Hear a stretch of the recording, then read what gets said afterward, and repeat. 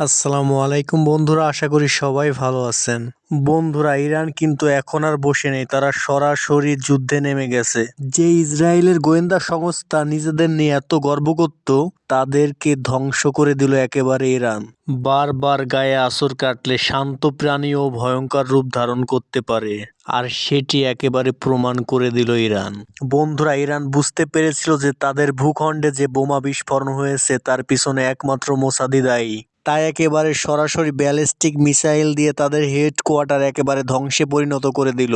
ওদিকে যুক্তরাষ্ট্র শান্ত আগুনে ঘি ঢেলে উত্তপ্ত করে দিল হুতি বাহিনীকে। স্বাধীন ইয়েমেনের ভূখণ্ডে আঘাত করার কড়া জবাব দিল হুতি বাহিনীরা। হুতি বাহিনীরা শপথ নিয়েছিল তারা কড়া জবাব দিবে। আর দিন যেতে না যেতেই হুতি বাহিনীরা হামলা করে দিল আমেরিকার কার্গো জাহাজে। যদিও নির্লজ্জ আমেরিকা বরাবরের মতো বলে আসছে তাদের কোনো ক্ষয়ক্ষতি হয়নি, কিন্তু সত্য হলো জাহাজটি পুরোপুরিভাবে ধ্বংস হয়ে গিয়েছে। বন্ধুরা, হুতিদের এই ঘটনার পরে মুখ থেকে কথা বেরোচ্ছে না জো বাইডেনের, ভয়ে থরথর করে কাঁপছে তার পা।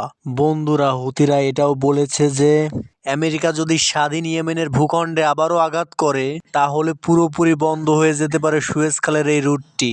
আর মধ্যপ্রাচ্যের এই সক্ষমতা দেখে পশ্চিমা দেশগুলো দুশ্চিন্তায় দিনগুলো পার করছে। বন্ধুরা, ইরান রুখে দাঁড়িয়েছে। আমেরিকা চাইলেও আর মধ্যপ্রাচ্যে দাদাগিরি করতে পারবে না। ভালো খবর হলো প্রতিটা দেশেই ফিলিস্তিনের পক্ষে মিছিল হচ্ছে।